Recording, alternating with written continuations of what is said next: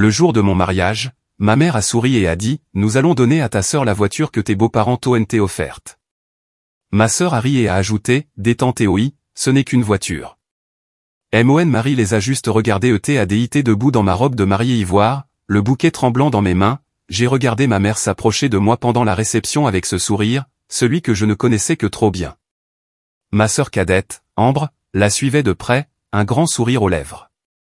Maman s'est penchée et a dit, assez fort pour que tout le monde à proximité puisse entendre, nous allons donner la voiture que ses parents t'ont offerte à ta sœur. Ambre a ri en me touchant le bras. Détends-toi, Joséphine. Ce n'est qu'une voiture. Mon marié, Damien, qui parlait avec ses parents, s'est retourné, les a regardés toutes les deux et a dit d'une voix qui a fait taire toute la salle, cette voiture était un cadeau de mariage pour ma femme. Vous ne lui prendrez rien. Ni aujourd'hui, ni jamais. Les mots flottaient dans l'air comme de la fumée. La salle de réception, qui quelques instants auparavant était remplie de musique et de rire, est devenue complètement silencieuse. J'ai senti tous les regards se tourner vers nous. Le visage de ma mère est devenu rouge vif. Son sourire s'est figé, comme un masque qui ne lui allait plus. Damien, mon chéri, je crois qu'il y a eu un malentendu, a dit maman. Sa voix était mielleuse, mais avec une pointe assez acérée pour couper. Ce n'est qu'un arrangement familial. Ambre a besoin de la voiture pour son nouveau travail. Et Joséphine, eh bien, vous deux allez tout partager maintenant de toute façon, n'est-ce pas? Ce qui est à toi est à elle et tout ça. Je suis resté là, mon bouquet de mariée composé de roses blanches et de gypsophiles tremblant dans ma main. Je voulais dire quelque chose, n'importe quoi, mais ma gorge était nouée. C'était le jour de mon mariage. Mon jour de mariage. Et voilà que ma mère faisait ce qu'elle avait toujours fait, prendre quelque chose qui m'appartenait et le donner à Ambre comme si je ne comptais pas. La mère de Damien, Patricia, s'est avancée, son visage un mélange de choc et de colère. Diane, cette voiture était un cadeau spécifiquement pour Joséphine. Richard et moi la lui avons offerte il y a 2 mois parce que sa vieille voiture tombait tout le temps en panne. Elle est immatriculée à son nom. C'était un cadeau de mariage anticipé pour elle. Eh bien, c'est très généreux, a dit maman, son ton devenant glacial. Mais la famille s'entraide. Ambre a des difficultés en ce moment et Joséphine a toujours été si égoïste avec ses affaires. Elle est allée à l'université alors qu'Ambre non. Elle a tout eu toute sa vie. Le moins qu'elle puisse faire, c'est d'aider sa sœur. Les yeux d'Ambre se sont remplis de larmes sur commande. J'ai juste besoin d'un peu d'aide pour me lancer. Je ne pensais pas que ce serait un si gros problème. Tu as l'argent de Damien maintenant, Joséphine. Moi, je n'ai rien. L'argent de Damien. Les mots m'ont piqué. Damien était professeur de collège. Nous n'étions pas riches. Nous avions économisé pendant 2 ans pour ce mariage, l'organisant de manière simple et modeste pour pouvoir nous permettre un jour un acompte sur une maison. La Peugeot 508 que ses parents m'avaient offerte valait 28 000 €, quasi neuve, fiable. Ma vieille voiture, une berline de 15 ans, était tombée en panne 3 fois en 6 mois. J'avais pris le bus pour aller travailler, économisant chaque centime. Ambre n'a pas besoin de notre argent, a dit Damien fermement. Et cette conversation est terminée. La voiture de Joséphine est à elle. Point final. Mon oncle Franck, qui se tenait à proximité avec sa femme, Carole, s'est raclé la gorge. Peut-être devrions-nous tous nous calmer et profiter de la réception. Ce n'est ni le moment ni l'endroit. Mais maman n'avait pas fini. C'est exactement le moment et l'endroit. Joséphine doit comprendre que le mariage ne signifie pas abandonner sa famille. Ton père, que Dieu ait son âme, serait si déçu de la personne que tu es devenue. Évoquez papa. Elle évoquait toujours papa quand elle voulait me blesser. Il était mort il y a 6 ans et il me manquait chaque jour. Après son décès, tout a changé. Maman a commencé à favoriser Ambre de plus en plus, et je suis devenue celle de qui on attendait qu'elle se sacrifie, qu'elle donne, qu'elle fasse passer tout le monde avant elle. Mon père, ai-je dit, ma voix fonctionnant enfin, m'a appris à me défendre. Il m'a appris que l'amour ne signifie pas laisser les gens vous marcher dessus. Comment oses-tu, a sifflé maman. Après tout ce que j'ai fait pour toi, voilà les remerciements que je reçois. Tu es ingrate, Joséphine. Tu l'as toujours été. Damien a pris ma main. Sa paume était chaude, stable. Nous partons, a-t-il annoncé à la salle. Merci à tous d'être venus célébrer avec nous. Nous apprécions votre amour et votre soutien. Il m'a guidé vers la sortie et je l'ai suivi, la vision brouillée par les larmes. En passant devant la table des cadeaux, j'ai entendu ma tante Suzanne chuchoter à un autre parent, assez fort pour que je l'entende, Diane prépare ça depuis des semaines. Elle m'a dit le mois dernier qu'elle avait déjà promis cette voiture à Ambre. J'ai arrêté de marcher. Damien a senti que je me figeais et m'a regardé. Quoi? Elle a planifié ça, ai-je chuchoté. Avant même le mariage. Elle allait me la prendre quoi qu'il arrive. La trahison m'a frappé comme un coup physique. Ce n'était pas une demande spontanée, un appel désespéré dans un moment de besoin. Ma mère avait calculé cela. Elle avait comploté pour m'humilier le jour de mon mariage, pour prendre quelque chose qui ne lui appartenait pas, pour le donner à ma sœur, qui n'avait jamais travaillé pour rien de sa vie. La mâchoire de Damien s'est crispée. Allons-y. Nous en avons fini ici. Nous avons quitté notre propre réception 1 heure plus tôt, avons conduit jusqu'à l'hôtel où nous passions la nuit avant notre vol pour Nice pour notre lune de miel. Dans la voiture, Damien a tendu la main et a serré la mienne. Je suis désolé, ai-je dit. J'ai gâché notre mariage. Tu n'as rien gâché, a-t-il dit. C'est ta mère qui l'a fait. Et je te le promets, Joséphine, elle ne te traitera plus jamais comme ça. Pas tant que je serai là. Je voulais le croire. Mais je connaissais ma mère. Ce n'était pas fini. Loin de là. 3 jours plus tard, Damien et moi nous promenions le long du front de mer à Nice, sur la côte d'Azur. L'air sentait le sel et le jasmin. Des demeures historiques bordaient les rues, leurs porches drapés de paniers suspendus de fougères. C'était beau, paisible. Pour la première fois depuis le mariage, j'avais l'impression de pouvoir respirer. Mon téléphone a sonné. Le nom de maman s'est affiché à l'écran. J'avais déjà ignoré 7 de ses appels. Damien a vu l'écran et a secoué la tête. Ne réponds pas, a-t-il dit. C'est notre lune de miel. Mais la culpabilité me rongeait. Et si quelque chose n'allait vraiment pas? Et si quelqu'un était blessé? J'ai répondu. Finalement, la voix de maman a claqué au téléphone. J'essaie de te joindre depuis 3 jours. Nous sommes en lune de miel, maman. De quoi as-tu besoin? Ce dont j'ai besoin, c'est que tu arrêtes d'être si égoïste et que tu penses à ta famille. Tu m'as mise dans l'embarras devant tout le monde à cette réception. Les gens parlent, Joséphine. Ils pensent que je suis une mère terrible à cause de toi. Ma poitrine s'est serrée. Maman, c'est toi qui as essayé de prendre ma voiture au milieu de mon mariage. Ce n'est pas ta voiture. Elle a été donnée à la famille. Et Ambre en a besoin. Elle a un nouveau travail et elle ne peut pas s'y rendre sans un moyen de transport fiable. Si elle perd ce travail, elle perdra aussi son appartement. C'est ce que tu veux? Ta sœur a la rue parce que tu es trop avare pour partager. Ambre a un nouveau travail, ai-je demandé, surprise. La dernière fois que j'avais entendu, elle était au chômage depuis des mois. Oui, un très bon travail. Elle commence lundi, mais elle a besoin de cette voiture. Joséphine, je me suis portée garante pour son bail. Si elle ne peut pas payer le loyer, je ne peux pas le couvrir. J'ai un revenu fixe. Veux-tu voir ta sœur à la rue? La culpabilité m'a enveloppé comme des chaînes. J'avais passé ma vie à être responsable, à être celle qui tenait le coup. Ambre avait toujours été le bébé, celle qui avait besoin d'aide, qui faisait des erreurs que les autres devaient réparer. Après la mort de papa, maman s'est appuyée encore plus sur moi, s'attendant à ce que je prenne le relais. Mais j'étais fatigué. Si fatigué. J'y réfléchirai, ai-je dit, détestant la faiblesse de ma voix. Tu y réfléchiras? L'avenir de ta sœur est en jeu et tu y réfléchiras? Qu'est-ce qui t'est arrivé, Joséphine? Tu te souciais de la famille avant. Elle a raccroché avant que je puisse répondre. Je suis resté là, dans la rue à Nice, les touristes se déplaçant autour de moi, me sentant comme si j'avais reçu un coup de poing dans l'estomac. Damien a passé son bras autour de moi. Qu'est-ce qu'elle a dit?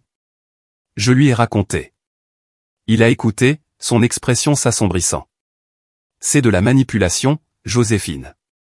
De la manipulation classique. Elle fait des problèmes d'Ambre ta responsabilité.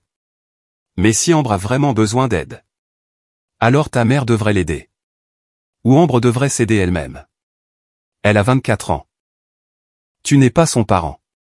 Ce soir-là, pendant que Damien était sous la douche, j'ai reçu un autre appel. Cette fois, c'était Patricia, la mère de Damien. « Joséphine, ma chérie, j'espère que je ne te dérange pas, a-t-elle dit. Je voulais juste prendre de tes nouvelles.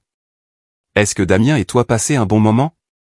Oui, nous passons un bon moment, ai-je dit. Merci de demander. Bien. Je voulais aussi te dire quelque chose. Ta mère m'a appelé cet après-midi. Elle m'a demandé les papiers de la carte grise de la voiture. Elle a dit qu'il y avait eu un malentendu et que la voiture était destinée à être partagée par la famille, pas seulement pour toi. Mon sang s'est glacé. Que as-tu dit? Je lui ai dit, absolument pas. Cette voiture était un cadeau pour toi, spécifiquement pour toi, parce que nous tenons à toi et voulions que tu aies un moyen de transport fiable. Je lui ai aussi dit que si elle me contactait à nouveau à ce sujet, je parlerais à un avocat. Je ne la laisserai pas te harceler ou essayer de nous manipuler. Des larmes me sont montées aux yeux. Merci, Patricia. Tu fais partie de la famille maintenant, ma chérie. Nous protégeons notre famille. Ne laisse pas ta mère te culpabiliser pour que tu abandonnes quelque chose qui t'appartient. Tu mérites cette voiture. Tu mérites le respect. Après avoir raccroché, je me suis assise sur le lit de l'hôtel, fixant mon téléphone. Damien est sorti de la salle de bain, a vu mon visage et s'est assis à côté de moi. Elle a appelé ta mère? A-t-il demandé. J'ai hoché la tête. Elle ne s'arrêtera pas, alors nous devons l'arrêter. Mais je ne savais pas comment. Comment arrêter sa propre mère de vous faire du mal quand elle l'a fait toute votre vie? Le lendemain, Damien a fait quelque chose que je n'attendais pas. Il a pris son téléphone et a commencé à parcourir les réseaux sociaux d'Ambre. J'ai regardé par-dessus son épaule pendant qu'il parcourait ses publications des 3 derniers mois. Il y a 2 semaines, Ambre dans un restaurant de grillade chic, avec la légende « Je me fais plaisir parce que je le mérite ». Il y a 1 mois, Ambre à un concert, place au premier rang, tenant des cocktails à l'air cher. Il y a 6 semaines, Ambre montrant un nouveau sac à main de créateur. Le prix visible dans le reflet du miroir, 495 €. C'est quelqu'un qui a des difficultés, a demandé Damien en tournant le téléphone vers moi. C'est quelqu'un qui est sur le point d'être sans abri. J'ai eu la nausée. Peut-être que maman l'a aidé. Damien a continué à faire défiler. Il a trouvé une publication datant de 3 jours avant notre mariage. Ambre dans un spa, se faisant masser et faire un soin du visage. Dimanche cocooning, disait la légende. Puis il a trouvé autre chose. Un fil de commentaires. Sous l'une des photos d'Ambre, son amie Anna avait écrit « Ma belle, quand est-ce que tu vas trouver un travail ?» Ambre avait répondu « Pourquoi je ferais ça ? Maman paie pour tout, je vis ma meilleure vie. » Ce commentaire datait d'il y a 4 jours. 4 jours avant que maman ne m'appelle en disant qu'Ambre avait un nouveau travail. Il n'y a pas de travail, a dit Damien doucement. Il n'y en a jamais eu. J'ai attrapé mon téléphone et appelé maman. Elle a répondu à la première sonnerie. As-tu changé d'avis pour la voiture? Est-ce qu'Ambre a vraiment un travail, ai-je demandé. Silence. Puis, comment oses-tu me questionner? J'ai vu ses réseaux sociaux, maman. Elle publie des photos de ses sorties, de ses dépenses. Si elle a un nouveau travail, quand a-t-elle commencé? Ça ne te regarde pas. Et comment oses-tu espionner ta sœur? C'est exactement le genre de comportement qui prouve que tu ne te soucies pas de la famille. Tu sais quoi, Joséphine? Si tu n'aides pas Ambre, alors je n'ai plus rien à te dire. Ne m'appelle pas. Ne viens pas à la maison. Tu n'es plus la bienvenue. Maman, s'il te plaît. Je veux juste la vérité. La vérité, c'est que tu es une fille égoïste et sans cœur, et j'ai honte de toi. Elle a raccroché. Je suis restée assise, le téléphone à la main, tremblante. Damien m'a prise dans ses bras. Elle a menti, ai-je chuchoté. Elle a menti pour me manipuler. Je sais. Ma propre mère. Je sais, mon bébé. Je sais. J'ai pleuré dans cette chambre d'hôtel à Nice, pleurant quelque chose que je n'avais pas réalisé avoir perdu jusqu'à ce moment-là. Le fantasme d'une mère qui m'aimait réellement plus qu'elle n'aimait me contrôler. Nous sommes revenus de notre lune de miel dans notre petit appartement à Lyon. C'était un 2 pièces, confortable avec des fenêtres qui donnaient sur la rue. Damien y avait vécu pendant 2 ans avant notre mariage, et maintenant c'était le nôtre. J'ai essayé de reprendre une vie normale, de retourner à mon travail de coordinatrice administrative dans un cabinet médical, de retrouver les routines et les horaires. J'ai envoyé un SMS à maman. J'avais bien réfléchi à ce que je devais dire. Maman, je t'aime toi et Ambre, mais je ne peux pas donner la voiture. C'était un cadeau pour Damien et moi, et j'en ai besoin. Je suis heureuse d'aider Ambre à trouver des ressources pour l'emploi et une aide à la budgétisation si elle en a besoin. J'espère que nous pourrons aller de l'avant. Elle n'a pas répondu. Les jours ont passé, puis 1 semaine, puis 2 semaines. Le traitement par le silence. Je l'avais déjà vécu, de nombreuses fois en grandissant, chaque fois que je ne faisais pas exactement ce que maman voulait. Cela durait généralement jusqu'à ce que je m'excuse et que je cède. Mais cette fois, Damien m'a aidé à rester forte. Tu n'as rien fait de mal, me rappelait-il chaque fois que je prenais mon téléphone pour lui envoyer un autre SMS. Tu as fixé une limite. C'est sain. Pourtant, ça faisait mal. Ma mère me manquait. Ou peut-être que la mère que j'aurais aimé avoir me manquait. 3 semaines après notre retour de Nice, je vérifiais mes emails avant le travail quand j'ai vu quelque chose d'étrange. Une notification de ma banque. Votre demande de carte de crédit a été approuvée. J'ai froncé les sourcils. Je n'avais pas demandé de carte de crédit. J'ai cliqué sur l'email, pensant que c'était du spam, mais il provenait de ma banque, avec mon numéro de compte et tout. J'ai immédiatement appelé la banque. Bonjour, oui, j'ai reçu un email concernant une demande de carte de crédit, mais je n'en ai pas fait la demande, ai-je dit au représentant du service client. Laissez-moi vérifier votre compte, a-t-elle dit. Après un moment, je vois qu'une carte a été approuvée il y a 3 jours.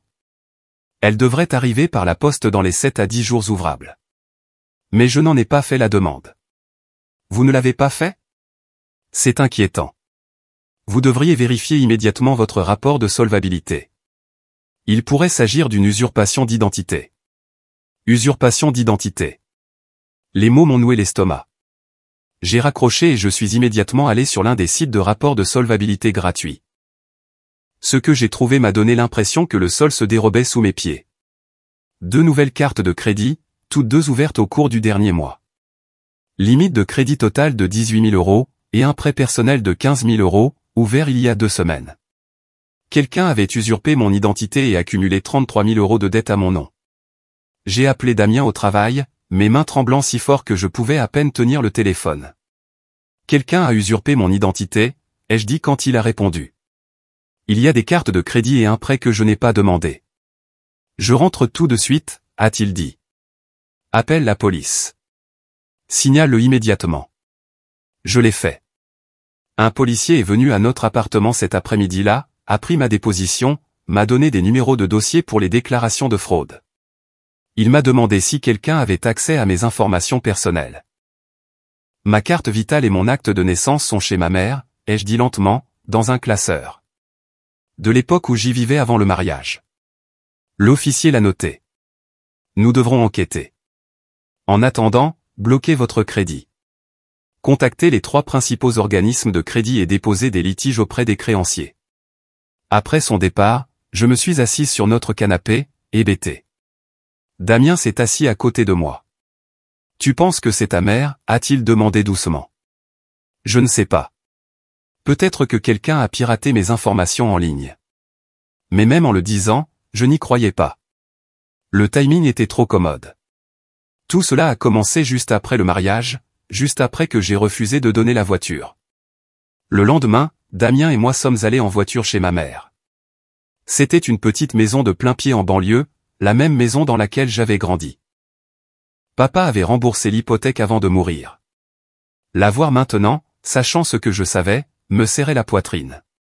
Maman a ouvert la porte, le visage froid. Qu'est-ce que vous voulez? J'ai besoin de récupérer mes documents dans le classeur, ai-je dit. Mon numéro de sécurité sociale et mon acte de naissance. Ce n'est pas le bon moment. Maman, s'il te plaît. C'est important. Elle a soupiré de manière théâtrale et nous a laissé entrer. La maison sentait la même chose, des bougies à la vanille et du café. Des photos de famille tapissaient les murs. Il y en avait une de moi et d'Ambre enfant, 7 et 5 ans, les bras l'une autour de l'autre, souriante. Avant que tout ne devienne compliqué. Je suis allé au bureau, une petite pièce près du couloir qui était autrefois celle de papa. Le classeur était dans le coin. J'ai ouvert le tiroir où je savais que mes documents étaient conservés. Le dossier à mon nom était là, mais quand je l'ai ouvert, il était vide. Maman, ai-je appelé. Où sont mes documents? Elle est apparue dans l'encadrement de la porte. Quel document?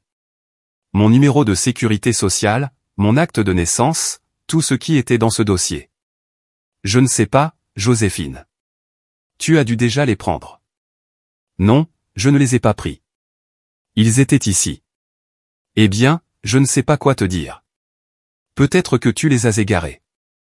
Damien s'est avancé. Diane, c'est sérieux. Quelqu'un a usurpé l'identité de Joséphine. Ils ont ouvert des cartes de crédit et contracté un prêt à son nom. Si tu sais où sont ces documents, tu dois nous le dire. Les yeux de maman se sont écarquillés. Une usurpation d'identité? Oh mon Dieu, c'est terrible. Mais je n'ai pas tes documents, Joséphine. Je ne sais pas où ils sont. Elle avait l'air sincèrement préoccupée. Pendant un instant, j'ai voulu la croire. Puis j'ai entendu la porte d'entrée s'ouvrir et se fermer. Des pas dans le couloir. Maman, je suis à la maison, a appelé la voix d'Ambre. Je suis passé au centre commercial et tu ne devineras jamais ce que j'ai trouvé en solde. Elle est entrée dans le bureau, des sacs de courses à la main, et s'est figée en nous voyant. Qu'est-ce qu'ils font ici, a-t-elle demandé à maman. Ils partent, a dit maman. Mais mes yeux s'étaient portés sur le sac à main d'Ambre, qui était ouvert sur l'un des sacs qu'elle avait posés. À l'intérieur, je pouvais voir le bord d'une carte de crédit. Une carte qui ressemblait exactement à celle de ma banque. Ambre, ai-je dit lentement. Je peux voir ton sac à main. Quoi? Non. Pourquoi? S'il vous plaît, sortez de ma maison, a dit maman. Tous les deux, maintenant. Mais Damien avait vu ce que j'avais vu. Il a bougé plus vite que je ne l'attendais, attrapant le sac avant qu'Ambre ne puisse le saisir. Elle s'est jetée dessus, mais il l'a tenu hors de sa portée, a plongé la main à l'intérieur et a sorti la carte de crédit. Mon nom était dessus. Joséphine Martinez. Mais elle était dans le sac à main d'Ambre. Qu'est-ce que c'est que ça, ai-je demandé, ma voix à peine un murmure. Le visage d'Ambre s'est décomposé. Elle s'est mise à pleurer. Des sanglots bruyants étaient à trop. Je suis désolé. Je suis désolé. Je ne savais pas quoi faire d'autre. Tu as ruiné ma vie en ne me donnant pas la voiture. Je n'avais pas le choix. Maman a dit que tu ne le remarquerais même pas parce que tu as Damien pour prendre soin de toi maintenant. J'étais désespéré. Tu as usurpé mon identité. Je ne pouvais pas croire ce que j'entendais. Tu as commis une fraude. Sais-tu dans combien de dettes tu m'as mise? Ce n'est pas tant que ça, a-t-elle dit à travers ses larmes. Et j'allais le rembourser un jour. 33 000 euros, Ambre. 33 000 euros. Maman s'est interposée entre nous. D'accord, tout le monde, calmez-vous. Ambre a fait une erreur, mais c'est de ta faute, Joséphine. Si seulement tu avais aidé ta sœur quand elle en avait besoin, rien de tout cela ne serait arrivé. Elle était désespérée. Tu l'as poussée à faire ça. J'ai regardé ma mère. Tu la défends sérieusement en ce moment? Elle a commis un crime. C'est la famille. On n'envoie pas sa famille en prison. Elle a détruit mon crédit. Elle m'a endetté pour des années. Alors, rembourse. Tu peux te le permettre. Damien a attrapé ma main. Nous partons. Et nous portons plainte. Les yeux d'Ambre se sont écarquillés. Tu ne peux pas. Je suis ta sœur. Tu es une criminelle, a dit Damien. Nous avons quitté la maison alors que maman nous criait que j'étais une fille terrible, que je le regretterais, que la famille était censée rester unie quoi qu'il arrive. Je suis monté dans la voiture et je ne pouvais pas m'arrêter de trembler. Je ne peux pas porter plainte, ai-je dit. C'est ma sœur. Elle t'a volé 33 000 euros, Joséphine. Je sais. Je sais. Mais si je porte plainte, elle ira en prison et maman ne me le pardonnera jamais. Et la famille? La famille qui a pris son parti au mariage? La famille qui laisse ta mère te manipuler toute ta vie? Il avait raison. Je savais qu'il avait raison. Mais cela semblait toujours impossible. Cette nuit-là, je suis resté couché dans mon lit, incapable de dormir. La police avait déjà été appelée par la banque. Une enquête était en cours, que je le veuille ou non. Je devais décider si j'allais coopérer ou essayer de protéger Ambre. Damien m'a tenu serré.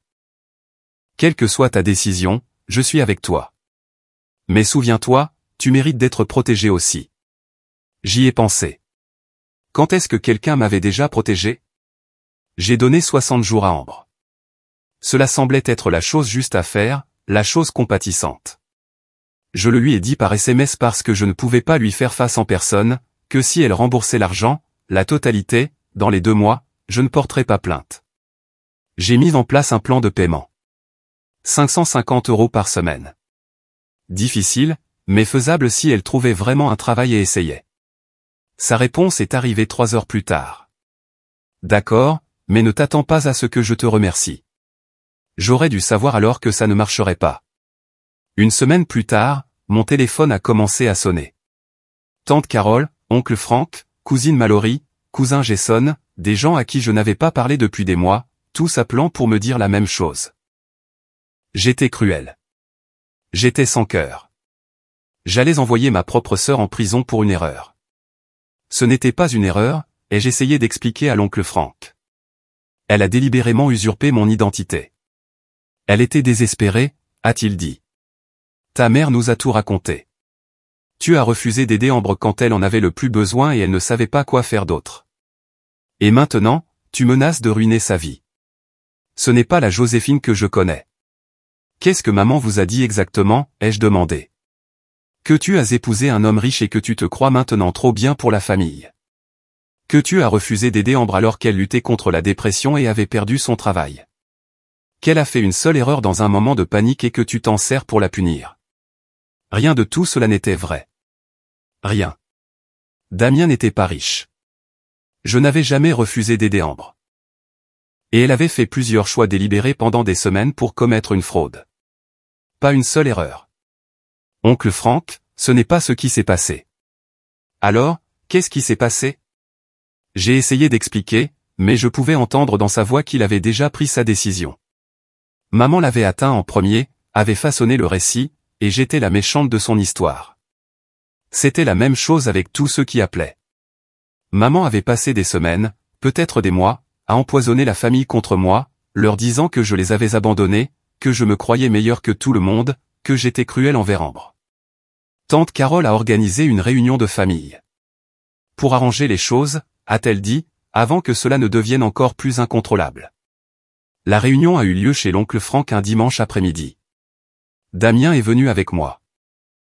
Nous sommes entrés pour trouver 15 personnes rassemblées dans le salon. Maman était assise au centre comme une reine tenant sa cour, Ambre à côté d'elle avec les yeux rougis. Merci à tous d'être venus, a dit tante Carole. Nous sommes ici parce que la famille est importante et nous devons résoudre cette situation avant qu'elle ne nous déchire. Pendant l'heure qui a suivi, je me suis assise et j'ai écouté personne après personne me dire que je devais laisser tomber l'affaire d'usurpation d'identité, que je devais pardonner et oublier. Que la famille n'envoie pas la famille en prison, que j'étais vindicative et cruelle. Elle souffre de dépression, a dit maman en s'épongeant les yeux avec un mouchoir. Elle voit un thérapeute. Elle a fait une erreur, et Joséphine s'en sert pour lui faire du mal. Je n'essaie de faire de mal à personne, ai-je dit. J'essaie de me protéger d'être détruite financièrement. Tu n'es pas en train d'être détruite, a dit maman. Tu es dramatique. C'est juste de la dette. Tu peux la rembourser. C'est 33 000 €. Et tu as les revenus de Damien maintenant. Tu t'en sortiras. Damien s'est levé. Mes revenus? Je suis professeur de collège. Nous vivons d'un salaire à l'autre. Nous avons dû vider nos économies pour commencer à rembourser cette dette en attendant que l'enquête soit résolue. Nous ne pouvons pas nous le permettre. Alors peut-être que Joséphine n'aurait pas dû être si égoïste à propos de la voiture, a dit maman doucement. La pièce est devenue silencieuse. Même les parents qui m'avaient mise sous pression semblaient mal à l'aise. La voiture n'a rien à voir avec ça, ai-je dit. Vraiment? Tu refuses d'aider ta sœur et c'est la conséquence. Les actions ont des conséquences, Joséphine. La cousine Mallory, qui était restée silencieuse jusqu'à présent, a soudain pris la parole. Tante Diane, ce n'est pas juste. Reste en dehors de ça, Mallory. Non, je ne crois pas. Tu ne peux pas blâmer Joséphine pour la fraude commise par Ambre. Les yeux de maman se sont rétrécis. Tu ne sais pas de quoi tu parles. Mais Mallory a continué. J'en sais plus que tu ne le penses, et je pense que c'est mal la façon dont tu déformes tout. La réunion s'est dissoute en dispute. Rien n'a été résolu. Si quoi que ce soit, les choses ont empiré. Quand Damien et moi sommes partis, je me suis senti plus seul que jamais dans ma vie. Dans la voiture, Damien a dit, nous devons porter plainte officiellement. Elle ne va pas te rembourser, et ta mère ne cessera jamais de t'attaquer. Je sais, ai-je dit. Je sais. Mais je ne pouvais pas encore me résoudre à le faire. Je continuais à espérer, bêtement, que d'une manière ou d'une autre, cela s'améliorerait. Ce soir-là, Mallory m'a appelé. Je peux passer ? J'ai besoin de te parler. Elle est arrivée 1 heure plus tard avec un dossier plein de papiers. Nous nous sommes assises à notre petite table de cuisine et elle a ouvert le dossier. J'ai besoin de te dire quelque chose, a-t-elle dit, à propos de l'assurance vie de ton père. J'ai froncé les sourcils. Quelle assurance vie ? Exactement. Mallory a sorti des documents. Après la mort de ton père, ta mère a reçu 50 000 € de sa police d'assurance vie. Le savais-tu ? La pièce a basculé. Non.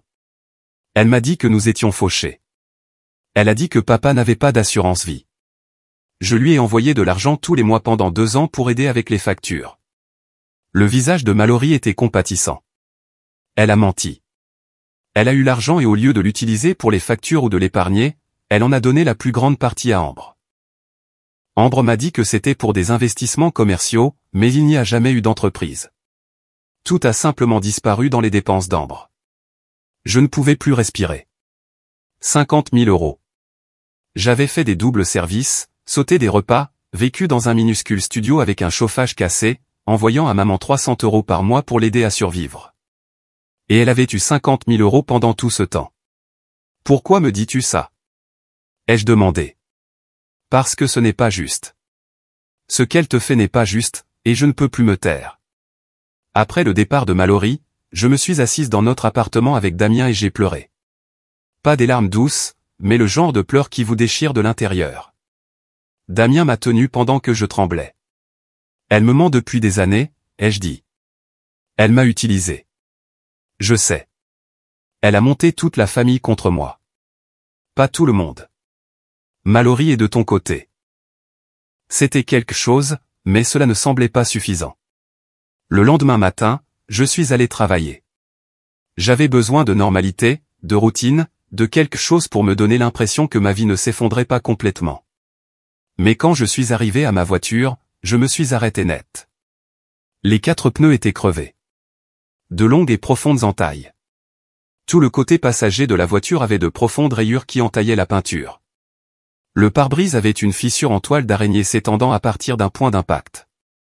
J'ai appelé la police. Ils sont venus, ont pris un rapport. J'ai appelé Damien. Il a quitté le travail immédiatement. Qui ferait ça ? Ai-je demandé, mais je savais déjà. Le parking de notre immeuble avait des caméras de sécurité. Le gérant de l'immeuble a sorti les images pour la police. Là, clair comme le jour, se trouvait un homme que je reconnaissais, Théo, le petit ami d'Ambre. Il s'est approché de ma voiture à 2 heures du matin avec un couteau et une batte de baseball, et il l'a systématiquement détruite.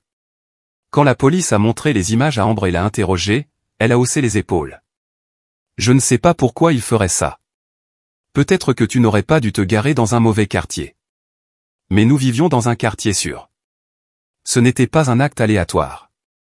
C'était une vengeance. La police a dit qu'ils inculperaient Théo s'ils pouvaient le faire avouer, mais il niait tout. Sans aveu, il serait difficile de prouver qu'il avait agi pour le compte d'Ambre. L'assurance ne couvrirait pas tous les dégâts. Nous devrions payer une franchise de 1 000 € et nos primes augmenteraient. Plus d'argent que nous n'avions pas. Ce soir-là, Damien et moi nous sommes assis à notre table de cuisine en regardant nos finances. Nous avons vidé notre compte d'épargne, celui que nous avions constitué pour un acompte sur une maison. Nous remboursions la dette frauduleuse pour protéger mon crédit pendant que l'enquête traînait. Maintenant, nous avions les réparations de la voiture. Nous allons couler, ai-je dit doucement. Damien a pris ma main. Nous trouverons une solution. Nous le faisons toujours. Mais je ne savais pas comment. J'avais l'impression de me noyer et chaque fois que j'essayais de remonter à la surface, quelqu'un me repoussait vers le fond. Le lendemain, j'ai officiellement porté plainte contre Ambre. J'ai appelé l'inspecteur chargé de l'affaire d'usurpation d'identité et je lui ai dit que je voulais coopérer pleinement. Je lui ai tout donné, les SMS, la carte de crédit que j'avais trouvée dans son sac, le témoignage de Mallory sur l'argent de l'assurance, tout. Maman m'a appelé ce soir-là. Sa voix était froide, contrôlée. Tu l'as vraiment fait. Tu vas envoyer ta sœur en prison. Elle a commis un crime, maman. Tu es morte pour moi. Tu comprends ça? Je ne te pardonnerai jamais pour ça, et je m'assurerai que tout le monde sache ce que tu as fait. Elle a raccroché. Je suis restée assise, tenant mon téléphone, sentant que quelque chose en moi s'était brisé de manière irréparable. Je pensais que porter plainte mettrait fin à tout, que le système judiciaire prendrait le relais et que je pourrais commencer à reconstruire ma vie. Mais j'avais tort. Tellement tort. La menace de maman de s'assurer que tout le monde sache ce que j'avais fait n'était pas vaine. 2 semaines après avoir porté plainte, ma supérieure au travail, Laurence, m'a appelé dans son bureau. Son visage était sérieux. Joséphine, je dois te demander quelque chose, et j'ai besoin que tu sois complètement honnête avec moi. Mon estomac s'est noué. D'accord. Nous avons reçu un email ce matin, un email anonyme.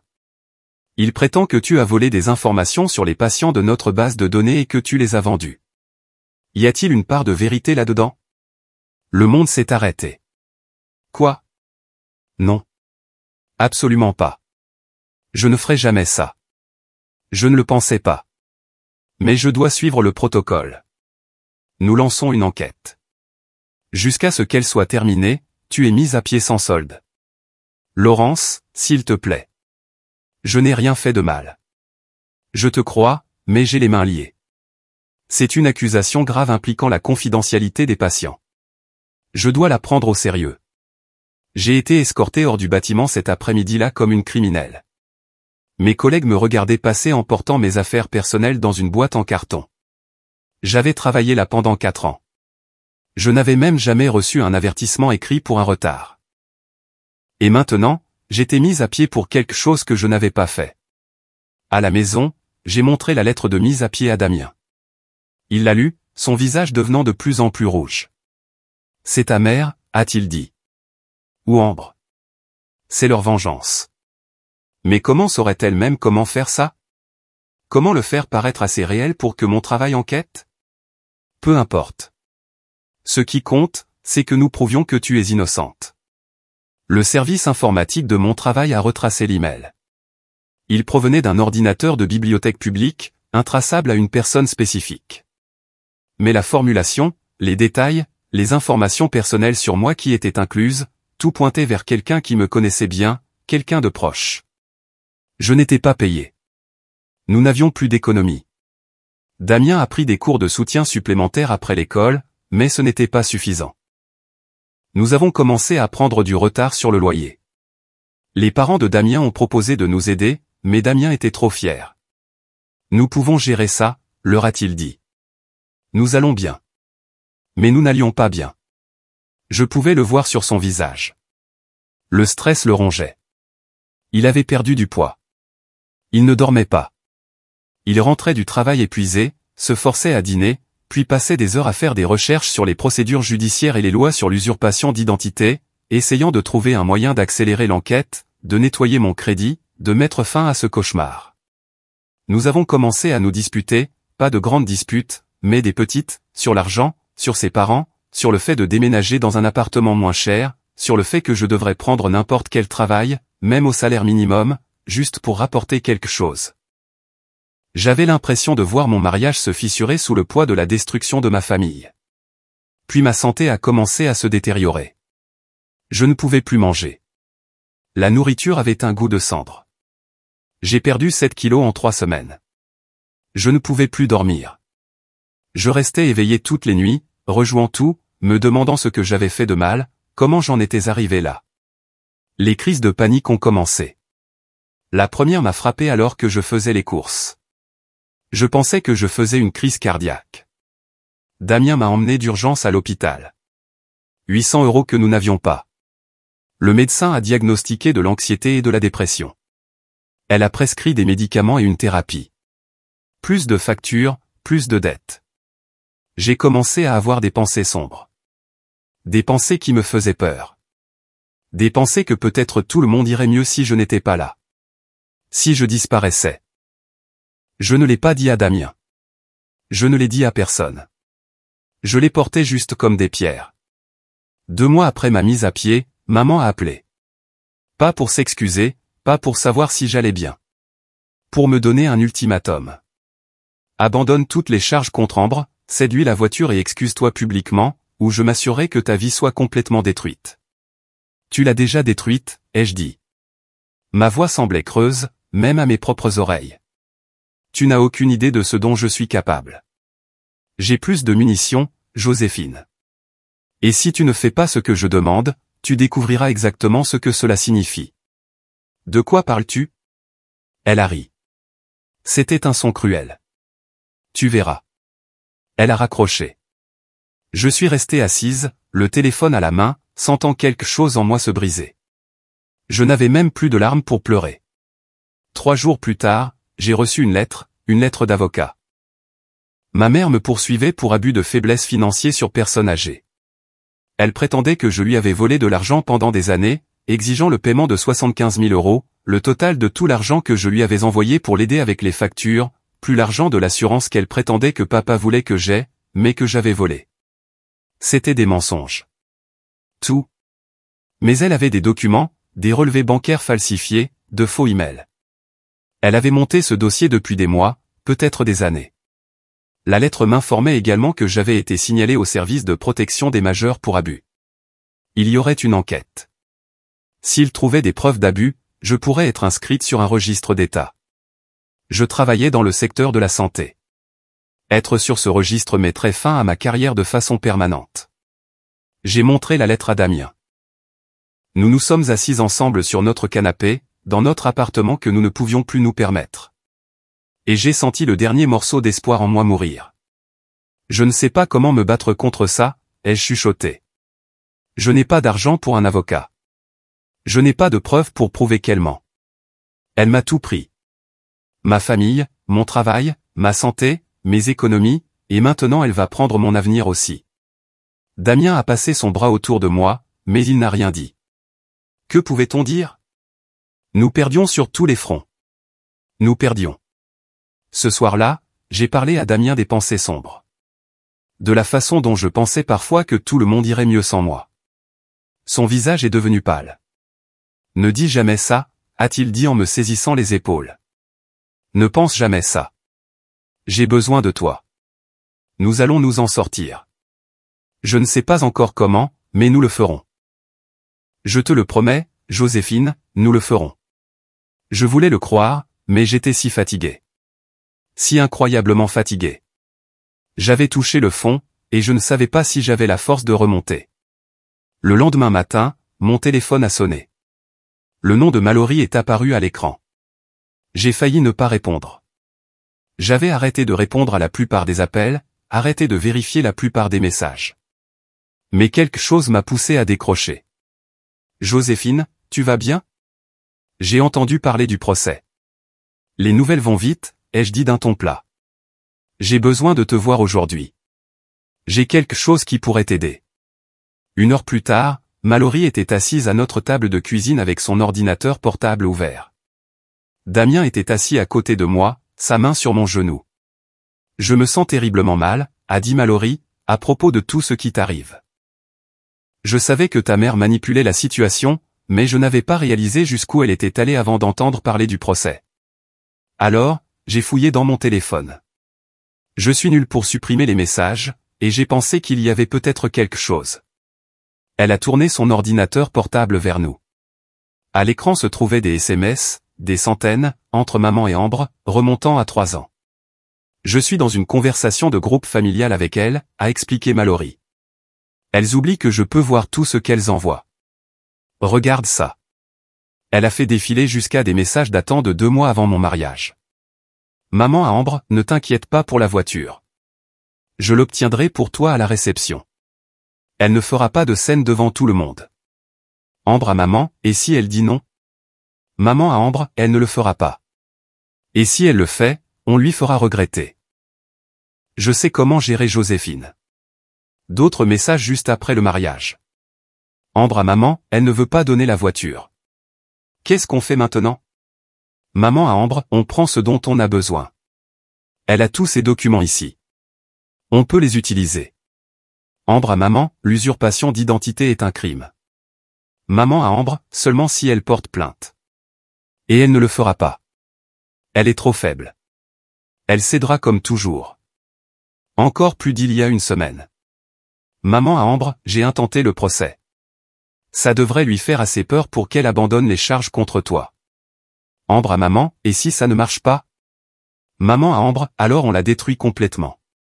J'ai déjà planté les graines à son travail. Ensuite, je m'assurerai qu'elle ne puisse plus jamais travailler dans le secteur de la santé. J'ai lu les messages 3 fois, à peine capable de croire ce que je voyais. Damien s'est penché en avant, lisant par-dessus mon épaule. C'est une preuve, a-t-il dit. Ça prouve la préméditation. Ça prouve le complot. Il y a plus, a dit Mallory. Elle a sorti un dossier. J'ai aussi les documents d'assurance originaux de la mort de ton père. Des relevés bancaires montrant que ta mère a reçu l'argent et des relevés montrant qu'elle a transféré presque tout à Ambre sur une période de 6 mois. Ça prouve que son procès est frauduleux. J'ai regardé Mallory. Pourquoi fais-tu ça? Parce que c'est la bonne chose à faire. Parce que tu es de ma famille et que tu mérites mieux. Et parce que j'ai honte de ne pas avoir parlé plus tôt. Après le départ de Mallory, Damien a immédiatement pris le téléphone. Il a appelé son amie Jennifer, une avocate avec qui il était allé à l'université. Elle a accepté de nous rencontrer le lendemain. Jennifer était assise dans son bureau, examinant tout ce que Mallory nous avait donné, plus toute la documentation que nous avions compilée, les rapports de police, les relevés bancaires, le témoignage de Patricia sur la voiture, mon dossier médical montrant les problèmes de santé liés au stress. C'est de l'abus pur et simple, a dit Jennifer. Abus émotionnel, financier, systémique. Et maintenant, vous avez la preuve d'un complot. Je peux faire rejeter son procès facilement. Je peux aussi vous aider à obtenir une ordonnance de protection contre votre mère et votre sœur. Et si vous le souhaitez, nous pouvons porter plainte en retour. Diffamation, fraude, détresse émotionnelle. Je veux juste que ça s'arrête, ai-je dit. Alors nous allons l'arrêter. Laissez-moi m'en occuper. Jennifer a travaillé vite. En 3 jours, elle avait déposé une requête en rejet du procès de maman, soumis toutes nos preuves à l'enquête sur l'usurpation d'identité et demandé des ordonnances de protection. Elle a également envoyé une lettre aux adresses de maman et d'Ambre, les informant que tout contact ou harcèlement supplémentaire entraînerait des poursuites judiciaires additionnelles. 2 jours plus tard, j'ai reçu un appel de l'enquêtrice des services de protection des majeurs chargés de mon cas. Elle s'appelait Sandra et sa voix était gentille. Mademoiselle Martinez, j'ai terminé mon enquête. J'ai examiné toutes les preuves que vous avez fournies, interrogé des témoins et examiné les affirmations de votre mère. Je classe cette affaire. Il n'y a aucune preuve d'abus de votre part. En fait, d'après ce que j'ai vu, il semble que votre mère ait fait un faux signalement, ce qui est une infraction pénale. Je le noterai dans mon rapport et le transmettrai aux autorités compétentes. J'ai pleuré. De vraies larmes de soulagement. Damien m'a tenu pendant que je sanglotais. Le lendemain, ma supérieure, Laurence, a appelé. Joséphine, j'ai de bonnes nouvelles. L'enquête est terminée. Nous n'avons trouvé aucune preuve de mauvaise conduite de ta part. Aucune. Tu es autorisé à reprendre le travail immédiatement avec un paiement rétroactif complet. J'inclus également une lettre d'excuse écrite dans ton dossier. Nous pensons que l'accusation venait de quelqu'un qui essayait de te nuire personnellement, et nous sommes désolés d'avoir dû te faire subir ça. Les choses ont commencé à changer. L'oncle Frank a appelé pour s'excuser. Il avait vu les preuves que Mallory avait partagées avec d'autres membres de la famille. Il se sentait terriblement mal. Tante Carole a appelé aussi, puis le cousin Jason. Le récit changeait. Les gens commençaient à voir la vérité. Même certains amis de maman ont pris contact, disant qu'ils avaient entendu des choses qui ne collaient pas, et ils voulaient que je sache qu'ils ne croyaient plus à sa version. Et puis, 3 semaines après que Mallory nous ait donné les preuves, Ambre a appelé. Elle pleurait, hystérique. Joséphine, s'il te plaît, j'ai besoin de te parler. Contre mon meilleur jugement, j'ai accepté de la rencontrer dans un café, un lieu public, avec Damien présent. Ambre avait l'air terrible. Ses yeux étaient rouges et gonflés. Ses mains tremblaient en tenant sa tasse de café. « Je suis désolée, a-t-elle dit. Je suis tellement désolée. Je sais que ça ne répare rien, mais j'ai besoin que tu le saches. Je n'ai jamais voulu que ça aille aussi loin. Mais c'est allé aussi loin, ai-je dit. Je sais, et c'est de ma faute. Mais c'est aussi la faute de maman. Elle m'a contrôlé toute ma vie, Joséphine. Me disant quoi faire, quoi penser, qui être. C'est elle qui m'a poussé à usurper ton identité. Elle a dit que tu ne le découvrirais jamais. Elle a dit que même si tu le faisais, tu me pardonnerais parce que c'est ce que tu fais toujours. Ça ne rend pas la chose acceptable. Je sais. Je sais que non. Je n'essaie pas d'excuser ce que j'ai fait. Je veux juste que tu comprennes. Maman me dit depuis que nous sommes adolescentes que papa t'aimait plus. Que je n'étais jamais assez bien. Que la seule façon pour moi d'avoir quelque chose était de te le prendre. Elle nous a fait nous battre pour tout. Et je suis tombé dans le panneau. Je l'ai laissé m'utiliser comme une arme contre toi. Elle a sorti une pile de papier. Voici tout. Chaque relevé de carte de crédit, chaque transaction. J'ai calculé le montant exact que je te dois. Je suis prête à témoigner contre maman, à tout dire au procureur, sur la planification, la manipulation, tout, en échange d'une négociation de peine. J'ai regardé Damien, il m'a regardé. Nous avions parlé de cette possibilité. Quel genre de négociation de peine? Ai-je demandé. Mon avocat pense qu'il peut obtenir une peine de sursis avec mise à l'épreuve, une restitution et des travaux d'intérêt général si je coopère pleinement. Pas de prison. Je devrais te rembourser, évidemment. Ça prendra des années, mais je le ferai. Et j'aurai un casier judiciaire, ce que je mérite. Pourquoi maintenant, ai-je demandé. Pourquoi es-tu soudainement prête à te retourner contre maman? Parce que j'ai vu ce qu'elle te faisait. Le procès, le signalement au service de protection, t'a mise à pied du travail. Elle ne va pas s'arrêter, Joséphine. Elle est en pleine escalade. Et j'ai réalisé que si elle te faisait ça, à sa propre fille, quelqu'un qu'elle a élevé et prétendait aimer, elle le ferait à n'importe qui, y compris moi. J'ai peur d'elle. J'ai toujours eu peur d'elle. Mais j'en ai fini d'être sa marionnette. La semaine suivante, Ambre a travaillé avec le procureur. Son témoignage, combiné aux preuves de Mallory et à tout le reste que nous avions, a constitué un dossier en béton. Les accusations d'usurpation d'identité ont été aggravées pour inclure le complot. Maman a été ajoutée comme co-accusée.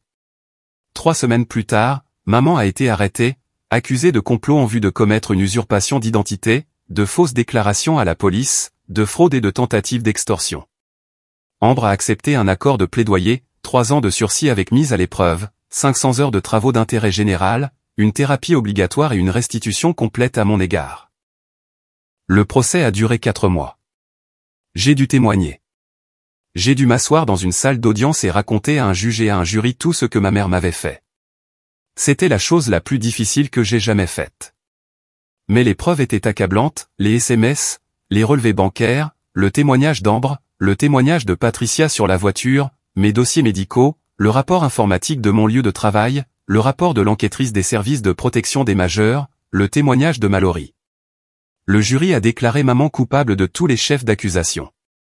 Lors de la sentence, le juge l'a regardé et a dit « Vous avez systématiquement et délibérément abusé de votre propre fille pour un gain financier et pour le contrôle. Vous n'avez montré aucun remords.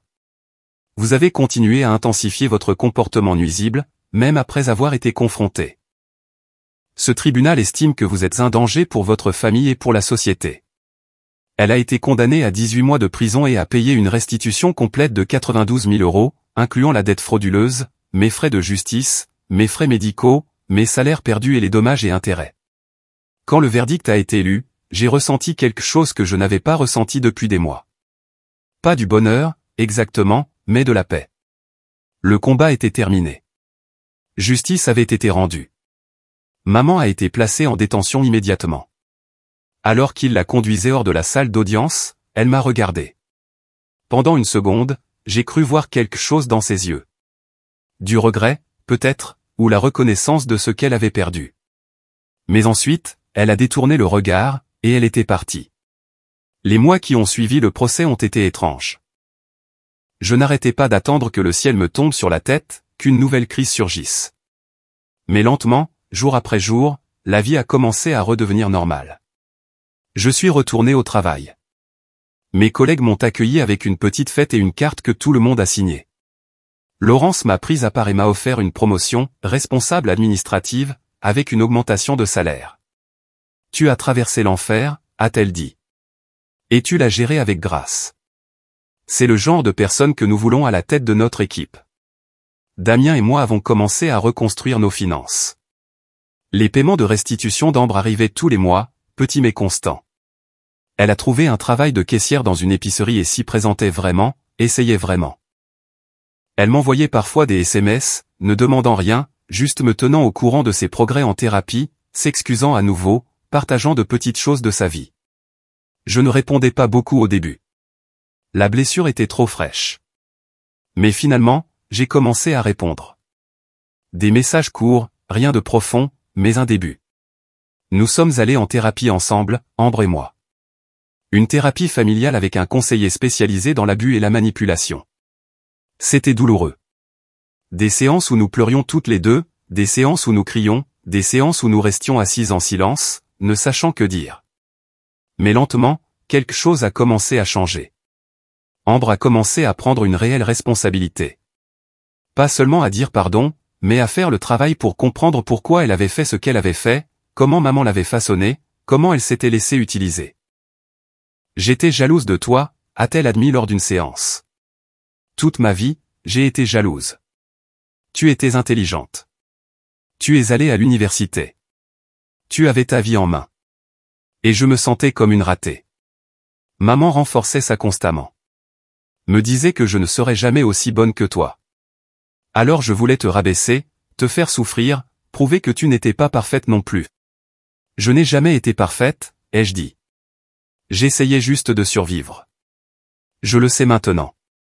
Il faudrait des années pour guérir complètement notre relation, si jamais nous le pouvions, mais nous essayions. C'était quelque chose. Le reste de la famille est lentement revenu vers nous. L'oncle Franck nous a invités pour Noël.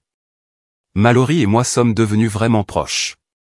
Elle avait fait preuve de courage quand c'était le plus important, et je ne l'oublierai jamais. Certains membres de la famille ne se sont jamais excusés.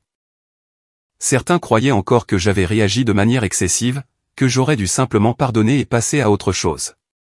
Je les ai laissés partir. Je n'avais plus besoin de leur approbation. La famille de Damien m'a complètement adopté.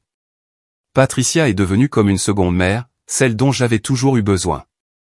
Elle m'a appris à faire son fameux bœuf bourguignon. Elle appelait juste pour bavarder. Elle et Richard nous ont aidés avec un acompte sur une petite maison, un cadeau sur lequel ils ont insisté malgré nos protestations. 6 mois après le procès, Damien et moi avons renouvelé nos vœux. Non pas parce que notre mariage était brisé, mais parce que nous voulions nous réapproprier ce moment, celui qui nous avait été volé lors de notre premier mariage. Nous avons eu une petite cérémonie dans le jardin de Patricia et Richard. 20 personnes. Mallory était là. Ambre était là, debout à l'arrière, respectueuse des limites, mais présente. L'oncle Franck et la tante Carole, les frères et sœurs et les cousins de Damien. Des gens qui nous aimaient vraiment. Quand Damien a remis la bague à mon doigt, j'ai pleuré. Mais cette fois, c'était des larmes de joie. J'ai gardé la Peugeot 508. Chaque fois que je la conduisais, je pensais à quel point j'avais failli l'abandonner juste pour maintenir la paix. Combien de souffrances ce seul moment où je me suis défendu m'avait coûté, mais aussi combien de liberté il m'avait finalement apporté. J'ai mis un autocollant sur le pare-choc, ça valait la peine de se battre. Chaque fois que je le voyais, je souriais. 2 ans après le procès, Damien et moi avons eu une fille. Nous l'avons appelée Grace. Quand je l'ai tenue à l'hôpital, si petite et parfaite, je lui ai fait une promesse. Je ne te ferai jamais te battre pour mon amour, ai-je chuchoté. Je ne t'utiliserai ni ne te manipulerai jamais. Je te protégerai. Je t'apprendrai à fixer des limites. Je te montrerai à quoi ressemble un amour sain. Le cycle s'arrête avec moi. Damien se tenait à côté de moi, sa main sur mon épaule, des larmes coulant sur son visage. Maman a été libérée de prison après avoir purgé 14 mois. Elle a déménagé en Provence pour vivre avec sa sœur. Je l'ai appris par la famille. Elle ne m'a pas contacté. Je ne l'ai pas contactée. Peut-être qu'un jour nous aurions une sorte de relation. Peut-être pas. J'avais fait la paix avec l'une ou l'autre possibilité. Ce que j'ai appris à travers tout cela, c'est ceci, fixer des limites n'est pas égoïste. C'est une question de survie. La famille n'est pas définie par le sang, mais par l'amour, le respect et le soutien mutuel. Se défendre quand on est victime d'abus ne vous rend pas cruel. Cela vous rend fort. J'ai appris que ma valeur n'a jamais dépendu de l'approbation de ma mère ou de la jalousie de ma sœur ou de la validation de qui que ce soit d'autre. Ma valeur était inhérente, immuable, la mienne. J'ai appris que demander de l'aide n'est pas une faiblesse, qu'accepter du soutien n'est pas un échec, que la vulnérabilité peut être une force quand on est avec des gens qui tiennent vraiment à vous. J'ai utilisé mon expérience pour aider les autres. J'ai commencé à faire du bénévolat pour une association qui aide les familles confrontées à l'abus financier et à la manipulation. J'ai partagé mon histoire, avec prudence et anonymement, pour aider d'autres personnes à reconnaître les signes, pour leur faire savoir qu'elles n'étaient pas seules, qu'il était possible de s'échapper, de guérir, de construire quelque chose de beau de l'autre côté du traumatisme. 3 ans après cette terrible réception de mariage, je me tenais dans notre petit jardin, regardant Damien pousser Grace sur sa nouvelle balançoire. Elle riait, ses boucles rebondissant, son visage illuminé de pure joie. La Peugeot 508 était garée dans l'allée, fonctionnant toujours parfaitement. Payée. La mienne. J'ai pensé à tout ce que nous avions traversé. La douleur, la trahison, les moments où j'avais voulu abandonner. Et j'ai pensé à où nous en étions maintenant. En sécurité, stable, heureux. Une famille construite sur l'honnêteté et l'amour. Parfois, les batailles les plus difficiles ne sont pas contre des étrangers. Elles sont contre les personnes qui étaient censées vous aimer le plus. Mais gagner ces batailles, c'est là que vous apprenez enfin qui vous êtes vraiment. Et j'ai appris que je suis plus forte que je ne l'aurais jamais cru. J'ai appris que je mérite le respect, l'honnêteté et un amour sincère. J'ai appris que s'éloigner de la toxicité n'est pas abandonner. C'est grandir. Et j'ai appris que mon bonheur n'est pas égoïste, il est sacré. Le jour où je me suis défendu à ma réception de mariage, le jour où Damien a pris ma main et a dit ces mots, « Vous ne lui prendrez rien », c'est le jour où ma vraie vie a commencé. Pas mon mariage, ma vie. La vie où je comptais, où j'avais de la valeur, où je valais la peine de me battre. Et chaque jour depuis a été un cadeau. Pas parfait, pas facile, mais le mien. Vraiment, complètement le mien. Grace a crié, « Maman, regarde ça », et est montée plus haut sur sa balançoire. Je l'ai regardée, le cœur plein, pensant à la façon dont j'avais presque laissé la manipulation de ma mère détruire cet avenir. À quel point j'étais passé près de tout perdre. Mais je n'ai pas perdu. J'ai combattu et j'ai gagné. Pas seulement au tribunal, pas seulement financièrement, mais de la manière qui compte le plus. J'ai gagné ma liberté, ma paix, mon respect de moi-même, ma vie. Et maintenant, quand je me regarde dans le miroir, je vois quelqu'un dont je suis fier. Quelqu'un qui s'est relevé quand il aurait été plus facile de rester à terre. Quelqu'un qui s'est protégé et a construit quelque chose de beau à partir des cendres. Cela vaut plus que n'importe quelle voiture, plus que n'importe quelle somme d'argent, plus que l'approbation de n'importe quelle famille. C'est tout.